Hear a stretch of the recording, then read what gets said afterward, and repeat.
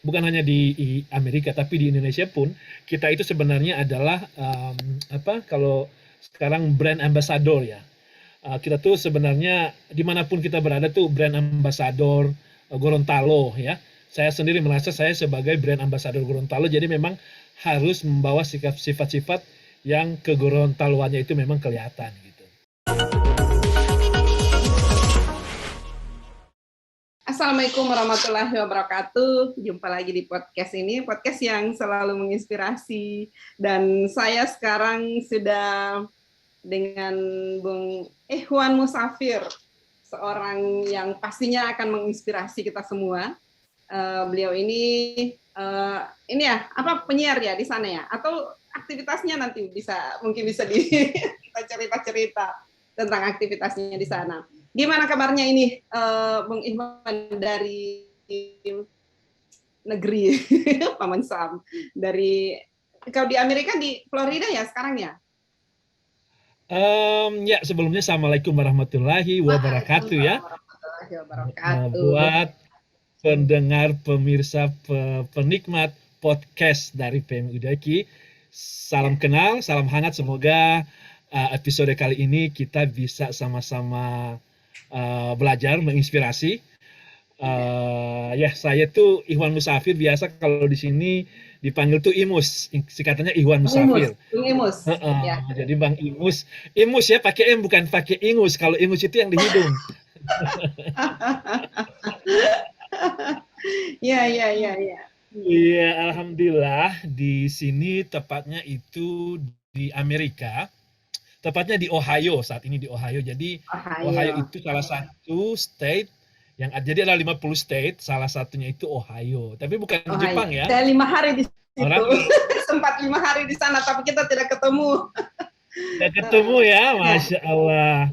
Malah ketemunya malah di podcast jadinya ya. Ketemunya di podcast. Iya. Alhamdulillah. Iya, jadi aktivitasnya sekarang? Sekarang jadi mungkin sedikit saya itu aktif, jadi sebagai profesional itu saya sebagai IT analis. Jadi mungkin pekerjaan di belakang layar itu sehari-hari itu ya gitu, kita ada aja pekerjaan sebagai IT.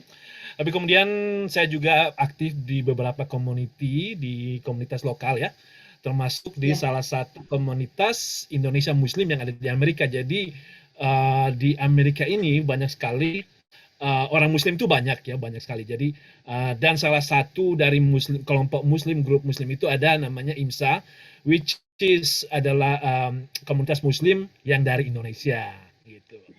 Nah di situ alhamdulillah. Jadi mungkin sedikit saya berbagi ke teman-teman podcast ini ya, yang barangkali belum tahu Amerika. Jadi Amerika itu negara yang menjunjung tinggi hak-hak untuk beragama. Jadi kita di sini secara konstitusi kita itu dilindungi hukum, walaupun pada pelaksanaannya kadang memang ada sedikit pelecehan di sana sini, tapi secara garis besar kita itu dilindungi secara hukum. Jadi banyak sekali organisasi-organisasi Muslim termasuk agama lain ya.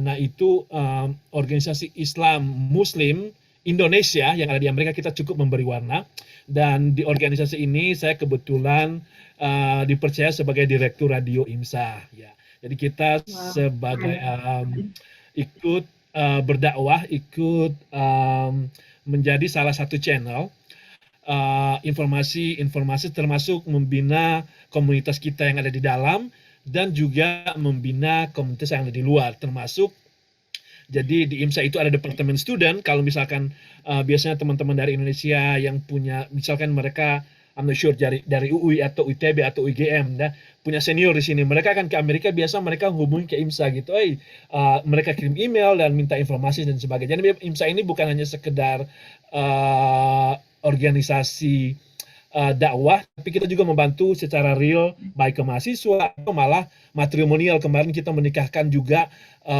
ada yang mencari jodoh, kita suaminya kemarin kita nikahkan suami dari di Amerika, calon istrinya itu ada di Jakarta.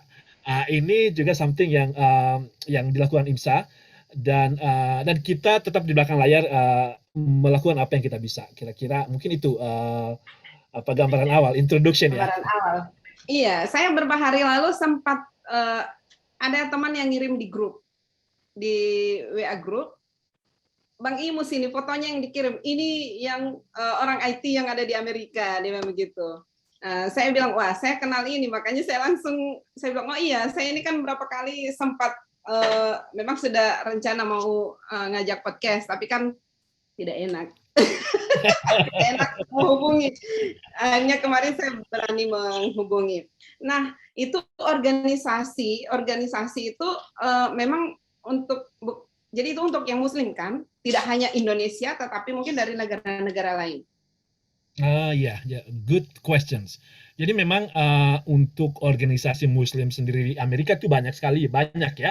Mungkin kalau di Indonesia mungkin ada NU, ada Muhammadiyah dan sebagainya. Nah, di Amerika ini ada yang namanya ISNA, kemudian adanya IKNA, kemudian ada MAS. MAS itu bukan MAS-MAS yang di Jawa, tapi MAS itu singkatan dari Muslim American Society gitu, something like that. Kemudian IMSA, kalau IMSA itu adalah Indonesian Muslim Society in Amerika. Jadi orang Indonesia. Jadi memang komunitas Muslim Indonesia, walaupun ada sudah banyak yang member-member yang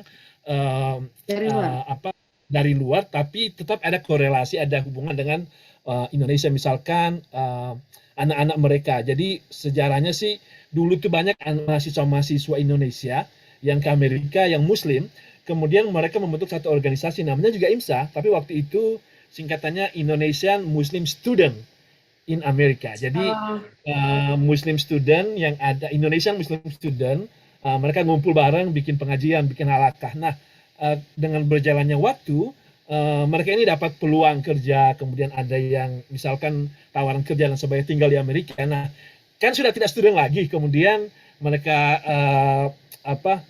mengembangkan satu ide dari student menjadi society, which is lebih luas. Jadi student including. Jadi kalau kita bicara society itu kan apa bahasa Indonesia society?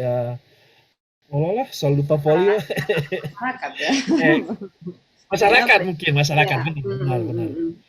Jadi kalau masyarakat itu kan sudah including student, sudah including profesional, sudah including remaja, sudah umum, betul. Jadi dengan berjalannya waktu, mereka berkembang dan mungkin sekedar gambaran informasi saja. Jadi IMSA itu sendiri secara garis besar itu banyak juga proyek-proyek di Indonesia, proyek-proyek membantu, kayak kemarin itu mereka mengumpulkan dana-dana di Amerika untuk dikirim pada mereka yang terkena dampak COVID. Kemudian waktu saat di Palu ada bencana, mereka juga mengumpulkan sekian tsunami kemarin. Ya, yang mereka membangun sekolah. Jadi memang realitanya itu bukan hanya di dakwah, bukan hanya kajian-kajian, tidak semata-mata untuk dakwah, tetapi memang ada aksi-aksi sosial lain yang dilakukan. Betul. Jadi nggak cuma halakah. Jadi kita apa yang kita bisa dari bentuk, kan kalau orang bilang jangan hanya doa aja, doi all paralu kan? Coba mega ya doi paralu. Doi paralu sup. Kira-kira begitu. Iya. Terus bagaimana ceritanya ini Bang Imus ini sampai? Oke, siap. Ya. Nah, sekarang bagus ya. Ini mungkin karena antara Amerika dan Eropa memang lumayan gap-nya itu lumayan jauh. Iya. Long story short ya. Jadi mungkin I don't know mungkin memang sudah nasibnya ya. Jadi dulu tuh saya kan dulu itu backgroundnya dari perhotelan. Jadi saya tuh ada basic sebagai seorang chef. Jadi kalau masak ya dulu, jadi saya kerja beberapa hotel. Tadinya di Jakarta, kemudian di Jakarta, kemudian dapat peluang untuk kerja ke luar negeri dari hotel itu, dari jalur perhotelan. Nah, dari perhotelan kemudian memang uniknya di perhotelan ini bukan promosi jurusan perhotelan ya. Semua jurusan bagus. Semua jurusan bagus. Cuma waktu itu saya melihat bahwa peluang untuk keluar negeri itu dampak sekali waktu zaman saya dulu ya. Itu kalau keluar negeri rasanya lebih mudah kalau kita lewat jalur hotel. Karena tenaga hotel itu dari hotel dari satu negara ke negara itu akan sama gitu. Dari segi skill atau resipinya atau customer service gonna be the same. Beda kalau misalkan kita seorang pengacara misalkan, karena setiap negara punya hukum yang berbeda-beda gitu kan, dan Betul. that's a big difference. Dan kalau mungkin seorang dokter ya, dokter di Indonesia, ketika dia ke luar negeri dia harus ambil sertifikasi atau ada penyetaraan harus gitu. menyesuaikan. Ya. Nah, tapi kalau seorang chef gitu ya, kalau dia punya spesifik misalkan Asian cuisine atau dia punya spesifikasi Japanese cuisine atau European, where you going to Europe, maksudnya kalau kita ke Prancis, kalau kemana akan sama gitu, ilmunya akan sama. Jadi mungkin itu salah satu sisi keuntungan. Tapi pada perjalanannya saya malah pindah ke IT gitu karena belajar-belajar dan alhamdulillah dapat kesempatan di Amerika untuk sekolah lagi dan saya ambil di IT dan sekarang justru untuk saat ini lapangan IT itu terbuka besar sekali ya. Kemarin saya tuh baru bincang-bincang, baru wawancara untuk YouTube saya, beberapa teman yang kerja jadi ini juga jadi konten. Jadi ada beberapa teman yang datang ke Amerika, dapat peluang itu lewat lotre visa lotre itu satu. Jadi ini adalah program pemerintah Amerika yang mendatangkan orang Indonesia, bukan hanya orang Indonesia, seluruh dunia. Setiap tahun pemerintah Amerika itu membuka kesempatan sekitar 50.000 sampai 55.000 pendatang atau imigran baru yang akan diberi kesempatan untuk bekerja dan tinggal di Amerika. Nah itu dan juga ada beberapa teman Indonesia yang kerja di Google atau di Facebook ya. Nah, ini dari IT ya. Nah, ini saya pikir satu informasi yang sangat bermanfaat kalau teman-teman pendengar, pemirsa, penggiat atau penikmat podcast ini dan mungkin ingin mencoba keberuntungan ke luar negeri, IT bisa juga menjadi salah satu jalur yang bisa Anda tempuh. Peluang. Hanya yang penting bahasa Inggrisnya itu yang juga harus diasah ya. Jadi pokoknya inggiliti ya, kalau bahasa Gorontalo bilang inggiliti Paul. Itu juga harus menjadi salah satu itu yang jadi modal. Modal ya. Iya. Jadi S1-nya dulu di mana? Dulu di perhotelan dulu saya ya. Jadi saya ambil perhotelan itu. Jadi dulu di Intercon. Jadi ada namanya Intercontinental Hotel. Nah, dan mereka bikin kayak program apprentice ya. Apprentice ini jadi semacam program apprentice, kita belajar dan sekaligus bekerja di hotel saat itu. Jadi 3 tahun itu kita digembleng program saat itu ya. Karena mungkin saya angkatan terakhir mungkin pada saat kita waktu itu. Jadi dulu itu ada Hotel Borobudur. Hotel Borobudur itu dulu kan itu renovasi ya. Nah, ketika direnovasi dia membutuhkan banyak sekali tenaga kuliner. Terus kita direkrut. Dia buka lowongan gitu menjadi apprentice. Ya udah, saya ngelamar aja gitu. Padahal nggak tahu masak sama sekali. Dan lucunya ketika I don't know how to cook, man. Like, yeah, really totally I don't know. Udah gitu kan dari kampung ya. Tapi sambil belajar kan, setelah di dalam kan mulai belajar. Iya, tapi waktu itu ini yang menjadi mungkin bisa diambil hikmahnya ya. Saya itu kan orang kampung. Masak di kompor aja kan, kita tuh masak nggak ada kompor gas kan. Jangan kompor gas, masak pakai kayu api, kayu bakar kan. So waktu saya ke Jakarta tadinya pingin kuliah mau ambil akuntansi ya. Akuntansi, tapi kemudian ada peluang nih Hotel Borobudur buka peluang apprentice position. Jadi ada food and beverage. Nah, begitu saya melamar itu ada sekitar 5.000 orang kan di Jakarta itu, di Indonesia ya apalagi. Satu posisi itu yang melamar itu banyak banget. I mean ya seperti itu kenyataannya gitu. Kalau di Amerika nih satu posisi sampai 3 bulan nggak ada yang ngelamar gitu. Oh gitu. Iya, jadi kerjaan di Amerika tuh banyak. Kalau di Indonesia yang banyak pencari kerjanya ya. Banyak Nah pencari terus kerja. kalau nah kemudian ketika saya lamar itu saingan-saingan saya itu orang-orang yang sudah dari apa lulusan perhotelan, ada yang sudah dari kapal pesiar, ada yang sudah kerja di hotel. Jadi memang apa saingan saya itu banyak sekali, maksudnya dari segi pendidikan, pengalaman saya kalah jauh gitu kan. Saya nggak punya basic perhotelan, nggak bisa masak juga kan. Tapi itulah doa ya, mungkin doa orang tua, doa ibu ya, itu yang penting juga.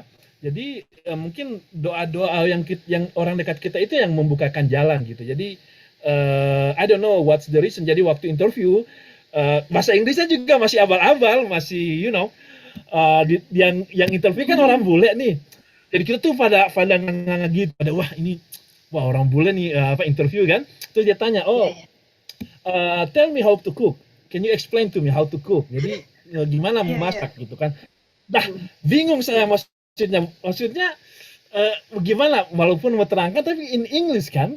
Jadi Iya. saya harus mencari jalan way-nya bagaimana bisa menjawab pertanyaan ini dengan simpel tapi juga masuk akal. Jadi saya bilang ya, it's easy, just wash your rice, put in a rice cooker and Iya. click. Jadi saya bilang Semudah itu. Sesederhana itu. semudah itu kan. Itu Iya. karena saya nggak bisa bahasa Inggris gitu loh. Maksudnya saya nggak bisa ngerangin kalau masak di kampung itu kan harus diulek-ulek dulu Iya. gitu kan. Apinya harus dikecilin kalau itu kan cara yang kalau Masak di di kampung kampung. ya. Nah, kalau saya mau jelaskan in English kayak begitu kan complicated gitu ya. Maksudnya saat Ya. itu masih I don't know, put the rice, you gonna wash it, pull down, something like that. Saya nggak punya kemampuan gitu loh. Jadi oke, masukin rice cooker, dicuci masukin rice cooker, tinggal tinggal aja Klik colokannya tombol. gitu. Nah, Eksekutif chefnya ketawa sampai ngakak gitu dia bilang, "Wow, saya belum pernah dengar apa jawaban seperti ini," dia bilang. Malah banyak yang kandidat-kandidat dari perhotelan menjelaskan saya itu ini apa details gitu. You just ya. do like that. Terus dia bilang, "What you wanna be in your next 5 years?" gitu kan. Kamu mau Mm-mm. seperti apa gitu. Ini memang cara interview mereka itu ingin melihat kita punya visi apa tidak Punya gitu visi kan. ya. Iya, jadi orang walaupun Iya, tidak apa punya yang ilmu akan tapi dilakukan ke depan. ke depan mau seperti apa Ya. gitu. What you see yourself next 5 years. Jadi walaupun kita tidak punya skill, tapi kalau kita mau belajar itu yang kita pertunjukkan pada saat interview. Jadi saya bilang, I wanna be like you, I wanna replace you gitu. Saya bilang 5 tahun ke depan saya ingin Akan seperti menggantikan saya. Anda gitu. Iya. Saya ingin seperti Anda dan menggantikan Anda gitu kan. Iya. Wah, dia ketawa juga gitu kan. For some reason mungkin ya setelah saya diterima kita ikut program, yaitu yang dibilang sama guru saya waktu itu. Saya bilang saya bingung nih teman-teman sekelas saya nih semua kelas ini hanya saya yang lulusan SMA gitu. Saya dulu SMEA ya. Hanya saya yang lulusan SMEA, yang lain-lainnya sudah perguruan tinggi semua. Kok saya diterima gitu Pak gitu kan. Ini sudah setelah berjalannya program itu setelah 2 tahun jalan. Setelah itu you funny man, dia bilang you answer with unexpected way gitu kan. Itu makanya eksekutif chefnya yang dari Prancis saat itu dia senang dengan kreativitas cara menjawabnya gitu kan. Jadi memang I don't know, kita harus mencari celah-celah yang unusual gitu ya. Jadi bukan mainframe, itu juga bisa menjadi satu cara kita untuk stand up di antara crowd gitu. Kita harus tampil beda. Itu yang satu. Kemudian, nah memang program ini intensif ya. Kita tuh Monday to Saturday, terus kelasnya di apartemen yang kita set up sebagai kelas gitu. Dan in English, you can imagine. Maksudnya bayangan saya itu orang nggak bisa bahasa Inggris, terus langsung dikasih materi in English, blok-blok setiap hari itu pusing. Dia kerja keras. Iya, dan teman-teman saya itu sudah punya yang satu lighting sama saya itu Ya, basic. sudah punya kursus bahasa Inggris, sudah intermediate, sudah semua, sudah keluar negeri gitu. Jadi saya termasuk yang bisa dibilang pemahaman bahasa Inggris itu. Alhamdulillah. Jadi dulu sering dibully karena my English is not so good, you know. Mereka kayak bikin ya bully lah gitu ya. Tapi ya Bagaimana sekarang kalau mereka tahu Bang Imus ini sudah berkiprah, ya teman-teman yang dulu ya, sekarang sudah berkiprah di Amerika, malah bahasa Inggrisnya ya sudah samalah dengan orang di sana. Masih ada ini nggak dengan mereka, dengan teman-teman di situ Teman-teman, yang sempat dulu sama-sama ada kontak, ada alhamdulillah, komunikasi? alhamdulillah ya. Tapi itu alhamdulillah kita masih komunikasi, masih ada grup WA dan sebagainya, ada grup di Facebook. Oh iya. It doesn't really make me different, you know. Maksudnya it doesn't make me like feel I better than you. No, semua orang kita sama gitu kan. Hanya Hmm. beda peluang aja dan sometimes mereka masih bikin fun gitu, kita malah ketawa bareng aja kalau dibully gitu ya. Ya, that's life, you know. Kita menertawakan apa ya?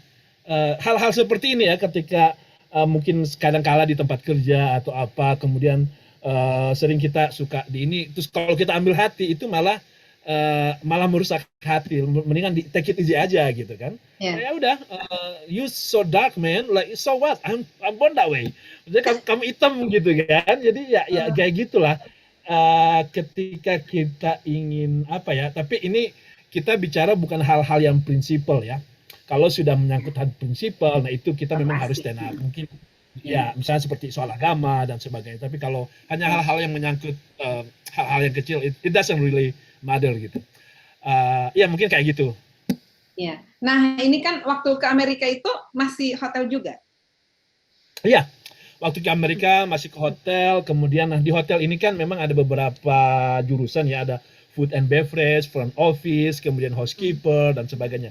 Nah, saya di food and beverage. Nah, kalau di food and beverage itu kita tuh bisa lompat-lompat. Jadi dari hotel bisa ke restoran, siapa yang punya restoran kita bisa seperti itu. Kalau yang di housekeeping memang stay-nya di housekeeping karena kan I don't know, tidak seperti restoran. Kalau restoran kan berdiri sendiri ya. Nah, kalau di hotel, kalau mungkin levelnya hotel bintang 5 misalkan, di dalam hotel itu kan ada restoran. Yang running restoran itu adalah hotel. Nah, kita bagian dari hotel. Tapi kalau di restoran, kalau di Amerika itu restoran independen gitu ya. Jadi kita bisa loncat dari restoran satu ke restoran lain tergantung mana yang kita suka gitu. Mana yang bayarannya lebih gede gitu ya. Ujung-ujungnya duit gitu. Ujung-ujungnya duit dan luar biasa. Itu yang ngajak ke sana siapa? Itu dari apa Ada namanya, tawaran mungkin? networking, ya, dari Oh, networking. Jadi, ada network. Jadi itulah gunanya kita juga harus punya network ya. punya network. Iya. Kita harus tahu orang, bukan apa yang kita tahu, tapi siapa yang kita tahu. Kalau kita bisa bangun network, apalagi sekarang sangat gampang ya, mudah untuk nge-networking orang. Kalau dulu belum ada Facebook, belum ada WA, susah gitu kan. Jadi dulu masih Yahoo Group gitu, Yahoo Group, terus Ya apalagi ya? Messenger. Mailing list kalau Iya, zaman saya dulu ya. kenalnya kan di Yahoo Messenger itu yang Gorontalo Oh 2020. iya, masih dulu Gorontalo 20. Baik, you're right, right, right. Iya. Yeah, you're right. Iya, iya. Jadi kalau sekarang saya encourage itu mengajak. Mohon maaf ini ngomong bukan apa, kadang keluar itu ingin keluar bahasa Indonesia tapi keluarnya bahasa Inggris gitu. Ya, tidak masalah. Jadi saya ingin mengajak teman-teman ya, terutama yang di Gorontalo, para pemirsa, pendengar, penikmat podcast ini gitu ya, bangun jaringan Anda. Apapun sekarang lebih sangat mudah ya, berkenalan dengan orang-orang dan teman-teman di sini. Kalau saya ada Lisa, banyak sekali sebenarnya niat mereka itu ingin membantu teman-teman yang lain, asal mereka punya kemauan gitu ya. Jadi kalau Anda ingin maju, bangun jaringan, apapun bidang Anda, jurusan Anda apapun, kalau punya jaringan sangat mudah. Kemarin ada pengajar yang jadi profesor di sini, itu lewat teman juga gitu. Jadi sekarang jadi profesor di sini dia lewat jaringan juga gitu. So it's nggak ada limit untuk membangun jaringan. Betul. Jaringan itu kan membuat kita apa ya? Itu kan luas ya. Jadi saya juga merasakan dengan jaringan ya kita bisa banyak hal yang kita lakukan karena adanya network ini. Jadi ya luar biasa. Kemudian bagaimana ceritanya ini sampai menikah dengan orang Amerika, kan sudah di sana ya. Ini sudah berapa lama di sana, Bang Imus? Iya, iya, iya. Sebenarnya kalau bicara menikah dengan orang Amerika, sebenarnya dia yang beruntung dapat menikah dengan orang Gorontalo gitu. Oh gitu. Ya, ya, ya, ya. Kan orang Gorontalo itu kan apa spesiesnya itu limit gitu, maksudnya nggak banyak orang Gorontalo dari Ya, seluruh dunia. Berapa persen sih? ya. 0, sekian persen. Kalau Amerika orang lebih Amerika banyak. kan banyak gitu. Jadi memang harus merasa bangga sebagai orang Gorontalo, itu satu ya. Ya, Sebelum saya bicara soal pernikahan, kemudian mungkin saya ingin berbagi ke teman-teman. Jadi saya kasih analogi, misalkan ada air ya, air botol gitu ya. Nah, air botol ini kalau misalkan kita beli di warung mungkin harganya 1.000. Sekarang I don't know di Gorontalo berapa botol Aqua ya. Itu kalau beli di botol Aqua 1.500 atau 2.000 gitu kan. Kalau kita beli di toko, misalkan toko grocery store di toko ya, mungkin naiknya 10.000 gitu atau mungkin 15.000 ya. Nah, kemudian kalau kita di hotel lagi lebih mahal lagi airnya itu gitu loh. Jadi level padahal air yang sama tapi nilainya itu berbeda gitu. Jadi ya. my point is ketika kita merasa tidak begitu dihargai di satu tempat gitu, mungkin ini adalah salah satu indikasi bahwa kita akan move ke different place yang kita akan mendapat tempat yang lebih dihargai gitu. Jadi memang air yang sama tapi ketika di tempat yang lain mungkin akan lebih dihargai gitu. Itu yang menjadi barangkali take away atau poin yang bisa kita ambil ya. Jadi itu juga yang saya lihat ketika saya di Gorontalo, saya di Bitung ya, kan hitam gitu. Kalau cowok hitam di Gorontalo tidak laku, Sup. Tidak laku. Karena memang tidak laku. Karena memang nilainya itu kan, nilainya nilai rendah gitu. Tapi ketika kita ke Amerika, orang hitam itu justru dicari gitu. Jadi pindah naik level gitu kan. Jadi kita walaupun dengan barang yang sama gitu, produk yang sama. Jadi mungkin itu yang ini juga bisa kita apply di berbagai bidang. Ya, bukan hanya Jadi, soal jodoh. ketika betul, karena soal jodoh ya. Ketika kita tidak dihargai di satu sisi, mungkin sudah saatnya kita akan mencari tempat atau posisi yang lain yang ya, kita akan lebih dihargai dan lebih ada value dari nilai kita gitu ya. Mungkin itu take away dari bincang-bincang kita santai ya. Nah mungkin kalau soal nikah ya, I don't know, nikah dengan orang Amerika is not easy. Maksudnya sama aja ya, maksudnya sama orang Gorontalo dengan orang Gorontalo nikah juga pasti ada isu ya, pasti ada persoalan-persoalan gitu. Orang Gorontalo dengan orang Makassar, orang Gorontalo dengan orang Jawa ya sama gitu. Maksudnya either way setiap pernikahan itu punya pernak-perniknya, termasuk pernikahan apa namanya beda negara, beda agama, beda agama, beda background, culture, it's so many things. Tapi ya gitu, you gonna make it work, right? Jadi marriage itu kan workshop gitu ya, dimana husbandnya work dan istrinya shop. Tapi dulu memang waktu kita ketemu ya, jadi kita diperkenalkan sama teman dan kita ketemu pertama kali kan, jadi ceritanya ta'aruf gitu kan. Jadi saya bilang bahwa saya ini Muslim gitu kan, I'm a Muslim. Jadi saya sudah bilang dari awal kalau saya itu seorang Muslim, saya itu tidak merokok, kecuali kalau dikasih. No. Berarti tidak beli rokok, bukan tidak merokok, tidak beli rokok. Tidak boleh rokok ya. No, just kidding. Jadi saya bilang saya itu tidak merokok, kemudian saya tidak minum dan saya juga tidak suka keluyuran. Kalau di Amerika itu kan fun itu kan keluar ke bar atau ke pub atau hangout itu biasanya ke tempat-tempat seperti itu. Terus saya bilang ya saya seperti itu gitu. Itu boring gitu ya. For American people regularly itu boring. Jadi kalau if you have problem with it, then move on gitu. Kalau kamu punya masalah dengan kondisi saya seperti itu, lebih baik kamu move on, saya move on, kita pilih next itu gitu kan. Tapi justru dengan kita mengatakan seperti itu, mereka tahu kita sudah standing on our ground kan, kita sudah berdiri di kaki kita sendiri, kita sudah kasih tahu ini kita. Jadi kita tidak perlu lagi berpura-pura gini-gini, tidak perlu menutupi gitu ya. Tapi justru itu yang membuat alhamdulillah istri saya lebih pingin tahu lagi soal Muslim, pingin tahu lagi soal um, Indonesia, Indonesia. pingin tahu ya karena dia jadi penasaran gitu kan, oh kok ini orang sok ganteng banget sih gitu. Padahal memang ganteng ya. Amin. Nah, ketika mau ketemu orang tuanya ya, jadi ini juga menjadi Ya. satu apa? Ketemu orang tua pertama kali itu puasa Ramadan gitu kan, Ramadan. Jadi saya bilang wah, I'm is fasting gitu kan. Jadi saya baru bisa akan makan setelah waktu berbuka. Orang tuanya mau nunggu sampai berbuka baru mau ketemu. Padahal mereka biasanya makannya itu jam 5 gitu kan, dia nunggu sampai jam 7 jam 8 gitu mau ketemu saya gitu kan. Jadi ini sesuatu yang semestinya kita tidak perlu malu siapa kita bilang orang akan mengerti kok, yang penting kita harus ngasih tahu gitu, jangan menyimpan apa ya, oh nggak enak nih, nggak enak, no, tell them.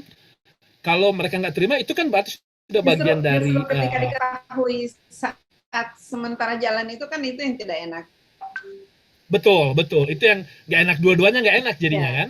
Tapi ketika misalkan kita bilang seperti ini kemudian mereka menolak, alhamdulillah berarti kan Anda tidak perlu menjelaskan lagi, itu sudah akan seperti ini gitu loh, bagian dari seleksi alam. Jadi tell who you are, nggak usah malu-malu siapa Anda, dan insya Allah itu akan memudahkan ke depannya. Jadi dari awal itu nggak ada apa ya, modus-modus nggak ada, kita bilang aja put everything Tapi on the orang table. Amerika juga seperti itu ya, maksudnya apa adanya yang ada dalam dirinya itu yang disampaikan gitu. Right. Itu saya masih banyak belajar, sampai sekarang pun masih banyak belajar. Orang Amerika itu sebenarnya umumnya open mind ya. Jadi berbeda dengan apa yang Anda baca di media-media. Berbeda apa kalau Anda tinggal di Amerika, Anda akan melihat sendiri ya. Jadi mereka individual tapi mereka itu open mind. Jadi kalau ada yang misalkan ada yang tidak sependapat, kita tidak sependapat pada hal itu gitu. Misalkan, oh saya ngedrive nih, kita mau ke pantai, lewat sini aja, kata bapak mertuanya, enggak, lewat sana aja. Saya bilang no, this way easier. Jadi kita argu dalam itu, tapi begitu selesai, kita nggak ada lagi masalah gitu loh. Kita kalau di Indonesia tidak ada mendongkol begitu. Betul. Nah, kalau di Indonesia kan kita nyimpen gitu kan. Iya nggak apa-apa. Iya, tapi di dalam hati mendongkol. Betul, itu yang saya masih sampai saat ini masih belajar ya, masih belajar. Jadi kadang saya masih mendongkol juga, padahal ngalah gitu ya. Jadi kita sambung lagi ya. Ketika mau ketemu, ya saya bilang saya itu seorang Muslim, kita mau puasa. Saya sedang puasa, nanti bisa makannya setelah maghrib. Mereka paham, artinya pelan-pelan, okay, that's fine. Jadi mereka nunggu saya, kita ketemu di restoran. Terus ya itu ketemu pertama kali dengan orang tuanya ya. Jadi mereka mengenal siapa saya gitu. Jadi kita ngobrol biasa gitu. Dan ini sebenarnya adalah menjadi peluang dakwah kita ya kepada siapa saja. Dan ini bukan hanya di Amerika, tapi di Indonesia pun kita itu sebenarnya adalah kalau sekarang brand ambassador ya. Kita tuh sebenarnya dimanapun kita berada tuh brand ambassador Gorontalo ya. Saya sendiri merasa saya sebagai brand ambassador Gorontalo, jadi memang harus membawa sifat-sifat yang ke Gorontaloannya itu memang kelihatan gitu. Jadi dan ini bukan hanya di Amerika, Anda pun yang ada di Indonesia, dimanapun Anda mendengar podcast ini, menjadi brand ambassador untuk agama Islam, untuk ya ini karena dengan begitu juga kita bisa menjaga diri kita ya. Dan ini saya rasa penting. Ketika something funny, jadi ketika banyak keluarganya tahu, wah ini istri saya namanya Diana ya, ini si Diana dapat itu tuh calon suaminya orang Muslim, wah mereka langsung ini kan, wah Muslim itu apa dan bagaimana. Jadi beberapa keluarga kirim berdakwah di situ, memperkenalkan. Ya, jadi kan waktu itu ya, saat ini kan waktu itu image Muslim 11 September gitu ya. Kemudian mereka punya tetangga Muslim yang kurang baik gitu ya. Jadi image Muslim itu memang masih ini tidak positif. Jadi Diana sendiri belum terlalu terterima begitu. Bukan terlalu keterima, jadi image-nya itu negatif gitu. Jadi orang itu jadi Muslim ketika dia sudah masuk penjara, Ya, jadi keluarga ini keluarga dari istri ya. Jadi keluarga-keluarga itu tahu orang muslim itu kalau sudah masuk penjara baru jadi muslim. Kemudian orang muslim Ya, itu ya, ya. suka poligami, orang muslim itu jadi hal-hal yang negatif itu yang menjadi underline, yang jadi garis bawah mereka. Nah, itu menjadi tantangan gitu kan ke saya. Ya. Saya sendiri masih belajar. I'm not saying saya itu perfect, saya tidak punya background pesantren dan tapi kita semua kan bisa belajar kapan dan di mana saja, tidak mesti harus jadi seorang pesantren untuk menjadi orang baik gitu loh. Iya. Jadi saya sempat ditanya, jadi kan dia dikirim artikel tentang surat apa Al-Maidah ini soal poligami nih kan, bahwa Ya, ya. kamu bisa menikah 1, 2, 3 atau di situ kan 4. dikirim itu 4 gitu kan, atau 1 kalau kamu harus adil gitu. Nah, saat itu saya langsung ditanya langsung on the spot, kamu mau poligami nggak gitu? Are you doing poligami? Ya, ya, ya. ini Jadi yang ini ada image-nya itu bahwa muslim itu poligami gitu.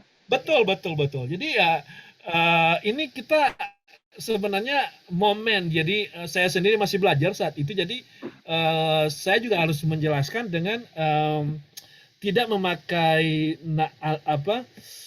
tidak memberikan ayat atau surat ini surat itu no. Jadi kita menunjukkan dengan sikap kita gitu. Itu aja itu yang lebih efektif saya lihat ya. Nah, alhamdulillah memang perlu perjuangan ya.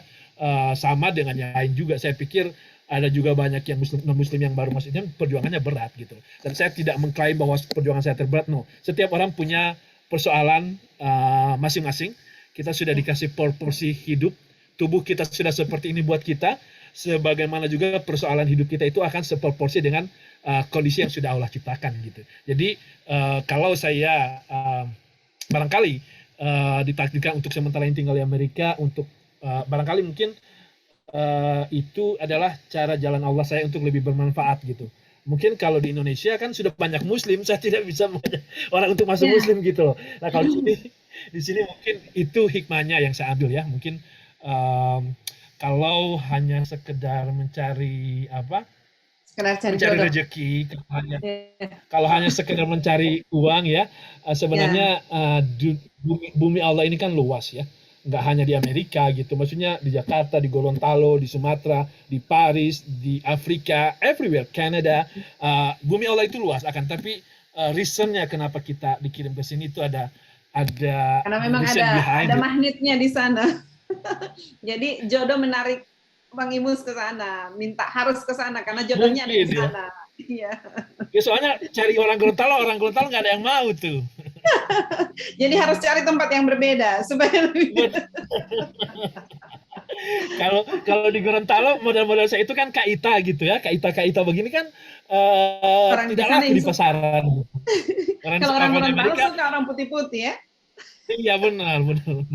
Iya, tapi bagaimana menjalani jadi setelah menikah kemudian punya anak, bagaimana menjalani kehidupan di sana dengan kan minoritas ya, jadi ya kaum minoritas lah di sana. Itu bagaimana itu menjalani hari-hari di sana, terutama setelah punya anak-anak? Ya daily basis, maksudnya jadi aktivitas kita sehari-hari sini sih pada dasarnya sama dengan kehidupan di Indonesia ya. Hanya kita lebih individual, maksudnya nggak ada tetangga yang kepo-kepo. Tetangga saya malah belum pernah masuk dalam rumah gitu kan. Jadi ada jadi pura-pura peduli padahal kepo. Jadi kayak pisau bermata dua ya, kita jadi bisa melukai kita atau kita bisa memanfaat sama kita juga gitu ya, punya tetangga yang kepo. Tapi kalau di sini jadi memang kehidupan sehari-hari anak-anak ke sekolah gitu kan, terus kita mencari halakah atau mencari komunitas, mencari tempat-tempat komunitas yang bisa membantu kita untuk membangun keluarga. Karena is a need of village to raise the kids. Jadi bukan hanya orang tua aja gitu ya, butuh komunitas. Jadi kita harus mencari termasuk itu tadi. Makanya saya ikut di IMSA itu bagian dari cara saya untuk membangun keluarga, melindungi keluarga saya. Jadi kita mencari pergaulan teman-teman yang bisa mengingatkan kita kepada Allah. Kita mencari orang-orang yang bisa membangun. Jadi be the best of your version of yourself gitu ya. Jadi bergaul, kalau kita bergaul dengan penjual minyak wangi, maka kita dapat wanginya gitu ya. Nah, kalau juga kita bergaul dengan apa, tukang besi, dapat asapnya wanginya. gitu. Jadi sebaiknya bergaul dengan penyiar radio, jadi bisa dengar suaranya gitu ya. Asik. Just kidding. Apalagi orang IT-nya ya, yang tahu semua. Jadi ya itu tadi kita apa memang maksudnya raising family is not easy. Jadi saya baru realize juga ya menjadi seorang orang tua itu berat men. Apa kita harus duluan bangun gitu kan, harus belakangan tidur, itu harus ngecek semua, harus PR, ngecek ada yang belum makan atau belum kegiatan ini itu gitu, belum taking care yourself gitu ya. You have to taking care yourself too before you taking care everybody else. Jadi saya sangat salut ibu-ibu di Indonesia ya, yang mampu mendidik anak-anak sampai luar biasa. Itu saya jempol 2 jari mereka, karena berat menjadi orang tua itu berat. Saya aja ini justru di Indonesia itu kan istri yang harusnya bangun lebih dahulu, tidur belakangan begitu. Ya. Jadi saya salut kepada ibu-ibu di Indonesia ya, kaum ibu di Indonesia, apa thumbs up lah gitu ya. Jadi kalau ibu-ibu di Amerika bagaimana?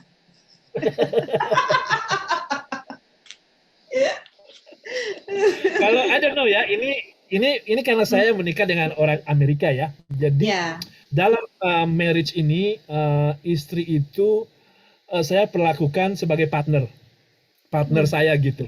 Jadi she's not my property. Dia partner saya gitu.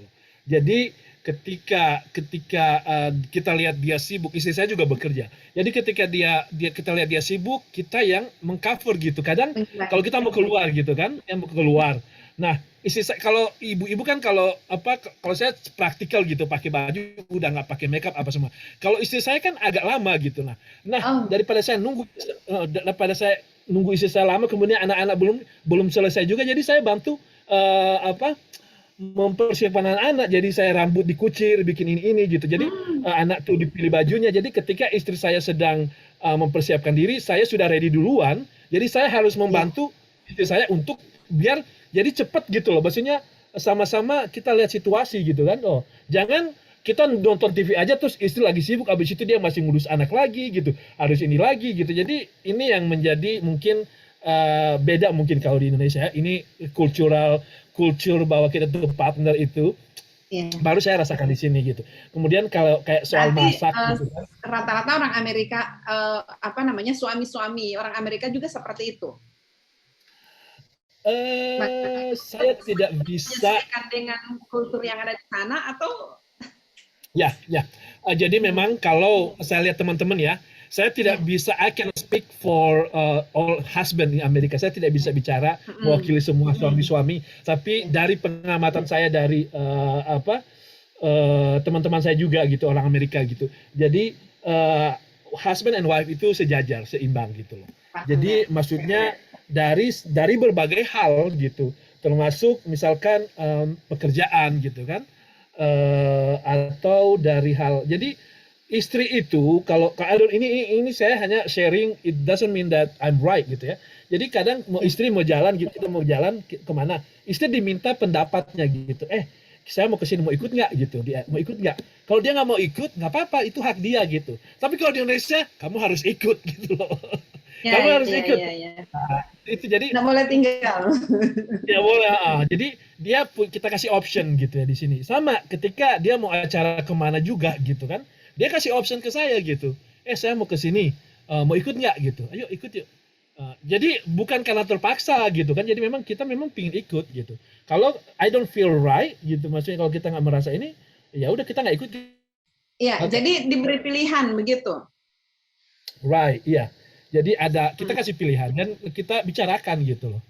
Dan sekarang suaranya udah bagus? Sudah bagus, Mas. Oke. Ya, dan dalam hal kita ngasih ini, artinya tetap suami sebagai leader ya, sebagai pemimpin. Hanya tetap ada pertimbangan-pertimbangan istri yang harus diminta oh gini-gini gitu. Jangan mentang-mentang apa kita leader terus kita main nyuruh-nyuruh enggak. Kita harus memberi contoh gitu kan. Kayak oke, misalkan soal masak gitu kan, kalau istri pulang kerja udah capek juga, ya nggak usah mau dia harus masak juga enggak gitu kan. It's not necessary gitu. Maksudnya ada tinggal apps gitu kan, datang ada yang nganterin makanan gitu kan. Atau saya juga masak gitu kan. Ya kan, Jadi Chef? no big deal. Iya. Jadi no big deal gitu ya. Hal-hal yang kayak begitu kita udah bukan hal yang apa ya? Something yang big Tidak gitu perlu kalau diperdebatkan lagi begitu. ya tidak perlu dibat. Nah, Ya kalau nah anak-anak ya, gimana? nah Anak-anak kalau ini kan misalkan kalau kayak ya, go ahead ya. iya, gimana? Go ahead silakan ya. Oke. Anak-anak itu kan mereka ke sekolah. Itu di sekolah biasanya kan ada makanan begitu, disediakan makanan. Terus bagaimana dengan makanan anak-anak? Apakah mereka bawa bekal sendiri? Karena mengingat mereka juga ada makanan-makanan yang tidak bisa dikonsumsi oleh anak-anak itu. Jadi memang ini mungkin informasi yang mungkin bisa saya share ya. Jadi kalau di Amerika itu school kan ada public school ya, sekolah umum ya. Nah di sekolah umum itu mereka juga memperhatikan kita bisa waktu masuk anak sekolah ditanyakan kesehatan apa semua. Nah kalau misalkan anak nggak bisa makan babi, kita bilang anak ini nggak bisa makan babi untuk religi, untuk alasan agama gitu. Atau ada anak-anak juga yang alergi peanut gitu kan, ada yang alergi kacang atau apa gitu. Jadi memang sekolah di sini memang mereka membuat suatu ya, jadi mau mengakomodasi semua gitu kan. Jadi nggak masalah gitu. Mereka tidak. Jadi makanan yang ditaruh di sekolah pun itu mengakomodasi semua gitu. Kalau kita nggak bisa makan, dia kasih tahu oh itu misalkan baksonya bakso ada campuran babi gitu kan. Tapi ini ada option lain. Nah, ini kondisi sekolah di Amerika secara umum ya. Tapi kalau di sekolah swasta tentu ikut aturan swasta mereka. Nah, kalau kita di sini biasanya anak-anak itu bawa backpack ya, bawa lunch. Bawa lunch. Jadi kita siapin pagi-pagi itu udah siapin makanannya, terus siapin apa yang mau dibawa, terus jadi tiap anak-anak di sana itu nanti mereka makan lunch masing-masing, duduk di meja, ada di bawa lunch, ada yang ambil di kantin, ada yang bawa lunch, dan ini sudah reguler sih, maksudnya sepertinya keadaan seperti ini sudah berlangsung cukup lama, sudah established gitu. Jadi anak dari Asia gitu, dari Cina bawa nasi, bawa apa gitu, yang anak-anak dari Jerman bawa sandwich, terus anak yang dari mana, jadi dari India misalkan, mereka duduk makan bareng gitu, itu apa ya, sudah iya, dan tidak ada masalah dari sekolah, nggak ada masalah. Jadi soal makanan tidak ada masalah, mau dia agama apapun, pihak sekolah sangat sudah mengetahui sejak awal. Jadi sudah ditanyakan bisa makan, tidak bisa makannya begitu. Itu sudah disampaikan dari awal ya. Ya, jadi kita pada saat mendaftarkan sekolah itu udah dikasih tahu. Jadi ada list apa yang bisa, apa yang nggak bisa. Kita bisa kasih tahu mereka. Diakomodasi kok.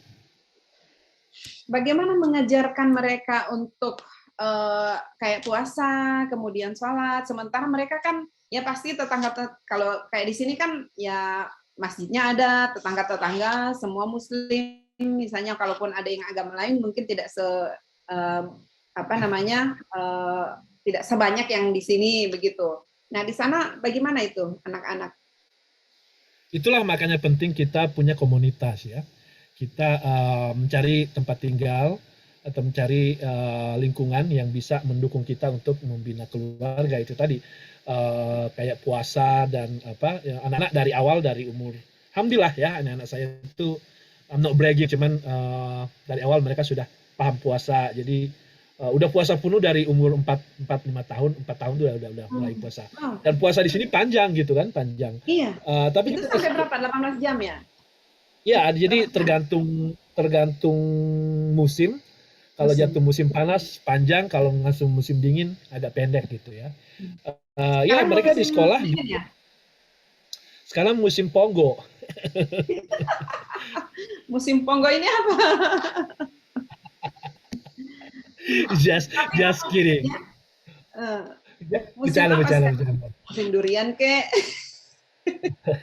Jadi sekarang kita sudah memasuki fall ya. Fall itu musim gugur.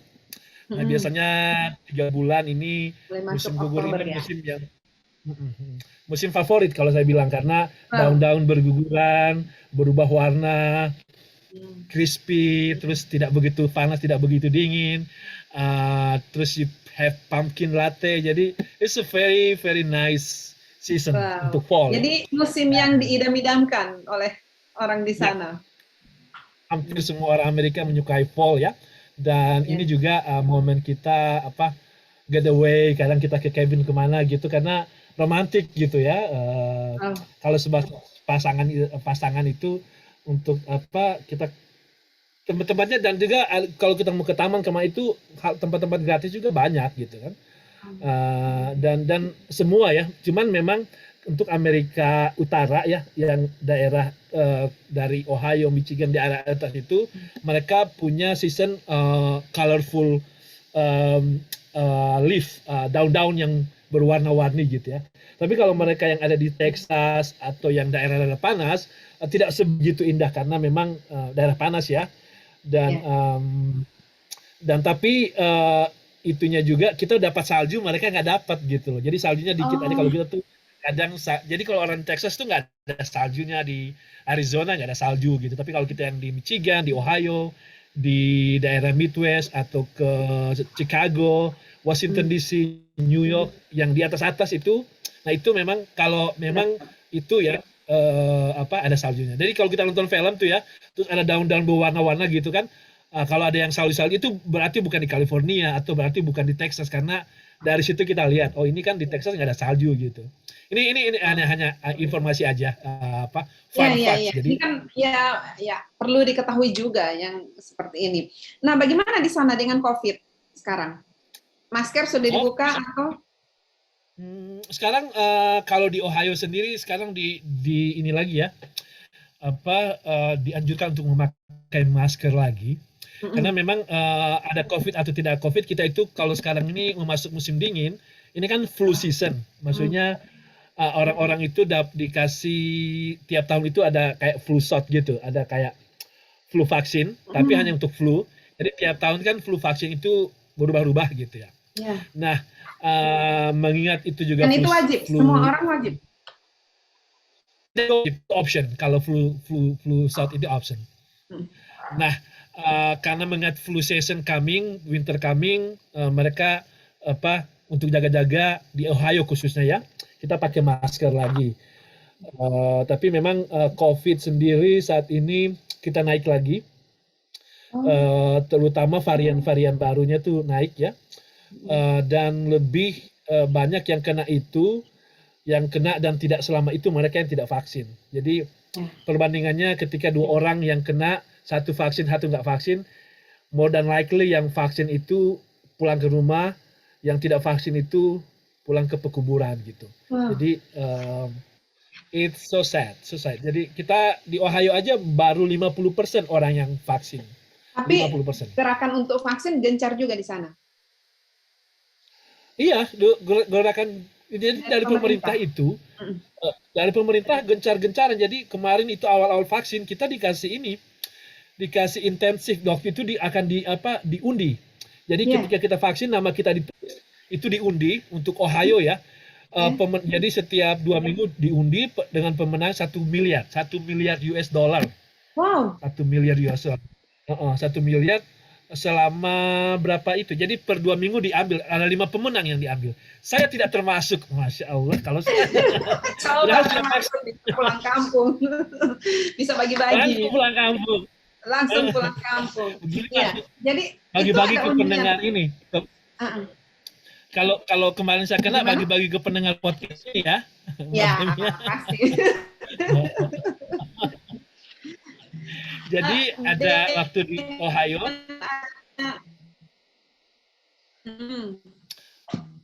Putus-putus suaranya Iya, gimana? jadi dengan adanya apa ya?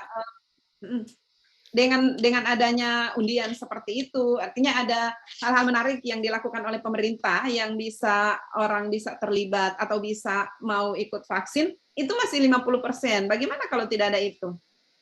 Right, right. Jadi memang di samping yang 1 miliar, bagi yang vaksin umur 12 tahun sampai 17 tahun akan itu lagi diundi lagi, yang menang 5 pemenang dipilih untuk dapat beasiswa 4 tahun untuk kuliah Wah, gratis.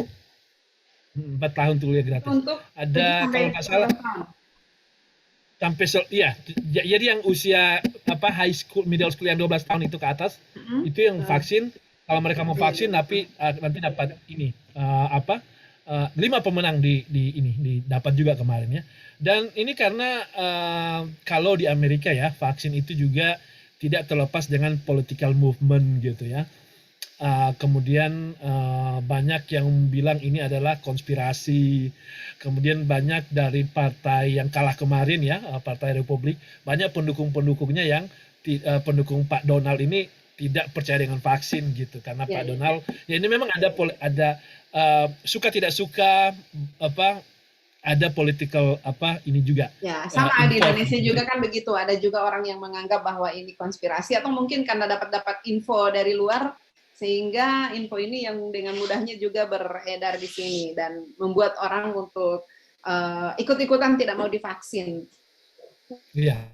Ya, jadi di sana itu kan yang tadi Bang Imus bilang baru 50% ya, baru 50% di Ohio yang sudah vaksin. Ada nggak di sana yang berpikir bahwa vaksin itu misalnya pemerintah meminta atau ada paksaan mungkin di sana, kemudian dianggap bahwa itu melanggar HAM? Ya, ya. Jadi memang kemarin itu Presiden Biden karena dia lihat tingkat kematian ini cukup ini ya, masih tinggi, makanya dia marah gitu. Ini stop, come on guys gitu kan. Dia marah gitu. Ayo, ini kita sudah habis kesabaran gitu. Nah, dia baru ngomong gitu aja. Ini dari Republikan itu, pihak Republikan langsung, wah ini presiden udah nggak cocok jadi presiden nih gini-gini gitu. Jadi memang saya bilang tadi ya, konteks dari vaksin ini sendiri ada juga dari pengaruh politik ya. Jadi banyak orang-orang dari Partai Republikan sendiri tidak percaya vaksin. Banyak keluarga dari istri juga banyak yang tidak mau vaksin, tapi kemudian akhirnya ikut vaksin kan, tapi awalnya tidak mau vaksin karena itu tadi masih ada pemahaman bahwa dengan ikut vaksin berarti kita mengakui presiden yang sekarang gitu. Masih ada pemahaman. Jadi masih bukan karena soal aman tidaknya, tapi itu karena terlalu fanatik ya. Padahal Donald Trump juga vaksin. Padahal yaitu kemudian ada teori ditambah dengan teori konspirasi dan sebagainya. Nah itu jadi Amerika sendiri sebagai negara maju masih menghadapi persoalan yang sama seperti di Indonesia gitu. Padahal Amerika menyiapkan vaksin sendiri. Ya, padahal gratis juga vaksinnya. Jadi gratis vaksinnya di mana saja. Kemudian di sini tes COVID juga gratis gitu. Jadi kita mau kemana-mana ya. Kemarin saya baru road trip. Jadi ada sekitar 5 state kita pergi ya. Jadi saya dari Ohio kita ke Kentucky ke Tennessee, Atlanta, Florida, Maryland. Di setiap state yang saya pergi nggak ada yang pakai masker. Kita nggak dites nggak pakai PCR kayak di Indonesia gitu kan. Kemudian kita ke Disney, kita ke Disney World gitu. Nah itu orang di Disney World yang datang itu kan ribuan gitu kan. Disney itu memang bisnis bagus. Itu nggak ada yang pakai masker. Ya maksudnya. Tapi aman. Ini ya itu tadi resiko ditanggung sendiri gitu ya. Tidak disuruh PCR, tidak suruh enggak itu. Jadi sudah seperti tidak COVID itu sudah tidak ada gitu kalau melihat ini ya. Video saya sempat waktu itu ngambil video kan ngasih waktu di Disney itu kan ada kayak di Disney itu biasanya kan kalau akhir dari tiap hari itu Disney bikin apa ke pesta kembang api gitu ya. Jadi kembang apinya itu sekitar 1 jaman gitu. Nah itu sesuai dengan tim-timnya, lagu-lagunya gitu kan. Nah saya sempat video itu, wah itu orang ngejuburnya itu, masya Allah itu udah kayak nggak ada COVID aja gitu, nggak kerasa ada COVID. Dan memang orang udah dempet-dempetan, udah pokoknya di tempat yang humid dan memang tempat disukai COVID gitu ya.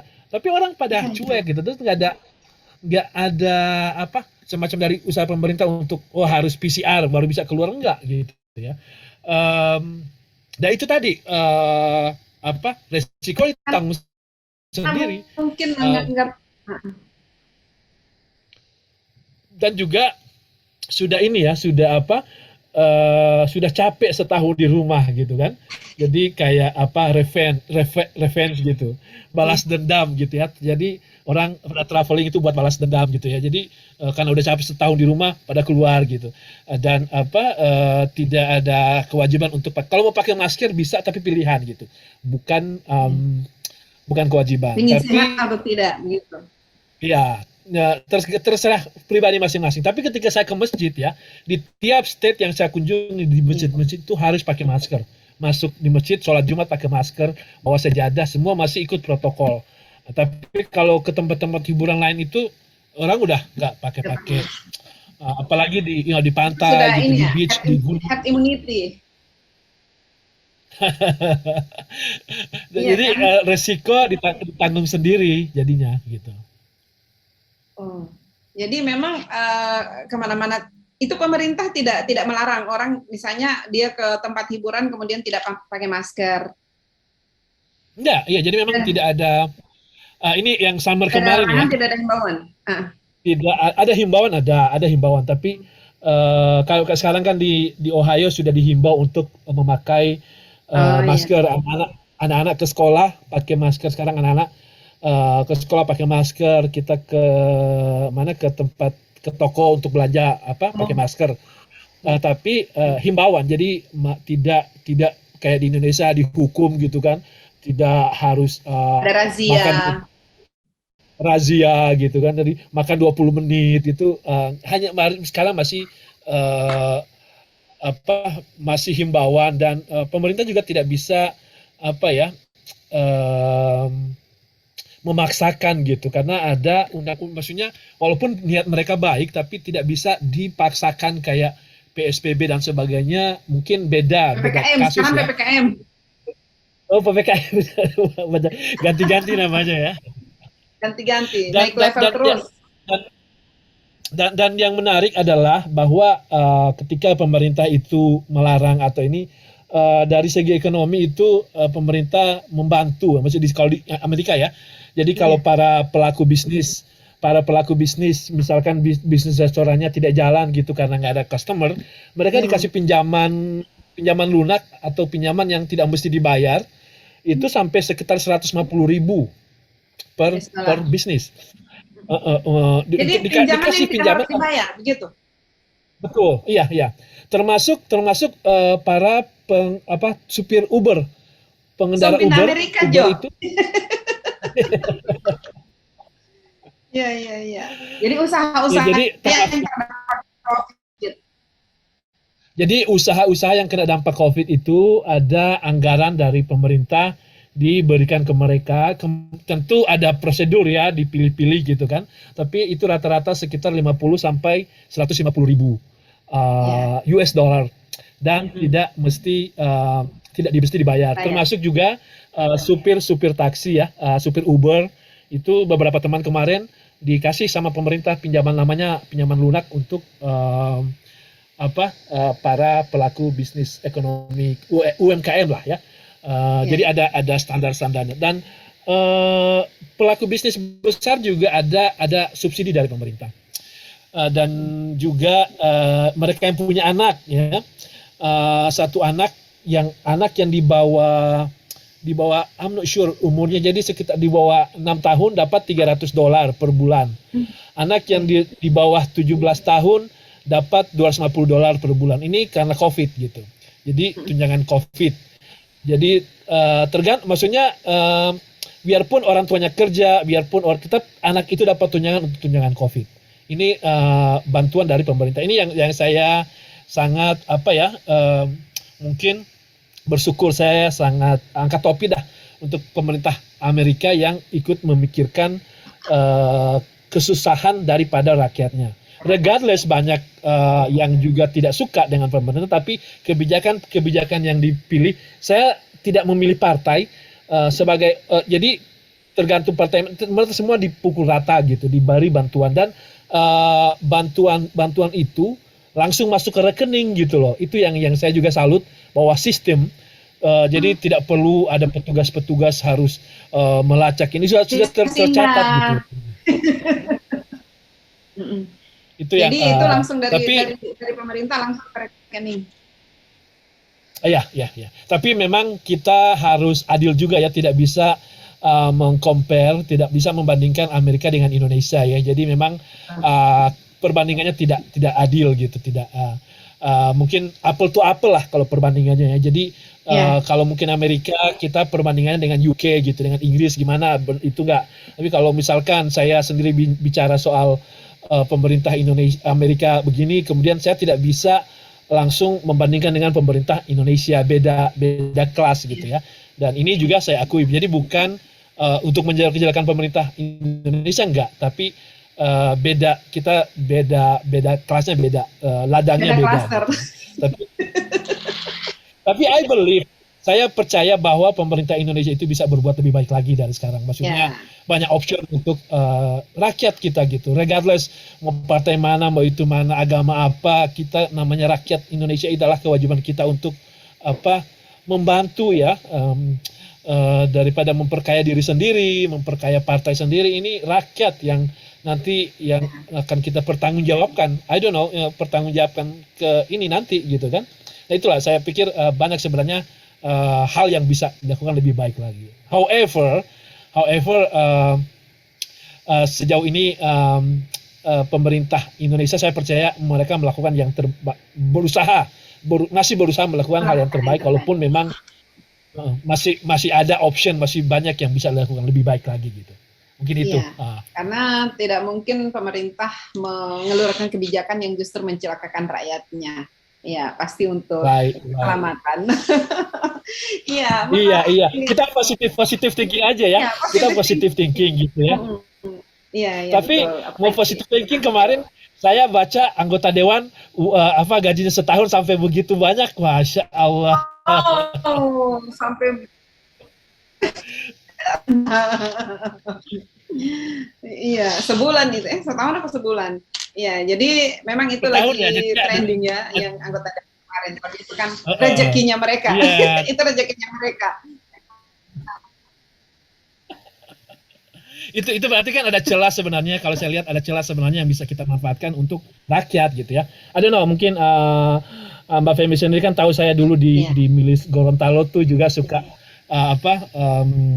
kritis ya, kritis maksudnya ada jalan-jalan sebenarnya yang bisa kita ambil gitu ya, walaupun tidak bermaksud untuk mengkreditkan someone gitu, maksudnya oke lah, kita sudah berbuat ini udah salah, nggak apa-apa, kita move on aja, ini cari way yang terbaik gitu. Ada masih banyak hal, cara-cara terbaik yang bisa kita lakukan untuk rakyat Indonesia, untuk rakyat Gorontalo ya.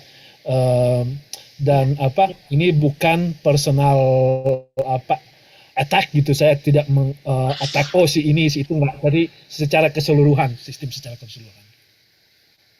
Nah ini kita jadi ngomong politik nih. Jadi ngomong politik, jadi kita ini ngomong dari perjalanan hidup sampai politik. Ya, ini menarik, banyak hal sebenarnya yang perlu kita berbagi, tetapi ya di sana setengah malam ini, 12:30 ya. Terima kasih sudah mau menunggu, sudah dengan sabar menghadapi jaringan yang lelet. Alhamdulillah bisa berbagi dengan teman-teman ya, para pendengar podcast ini ya. Mudah-mudahan apa yang saya sampaikan itu bermanfaat. Sebenarnya saya sendiri tidak merasa pas untuk menjadi bintang tamu di sini nih, bintangnya hebat-hebat gitu. I'm nothing gitu ya. Ini yang di hadapan saya ini hebat, sangat hebat malah. Makanya saya tertarik untuk mengundang.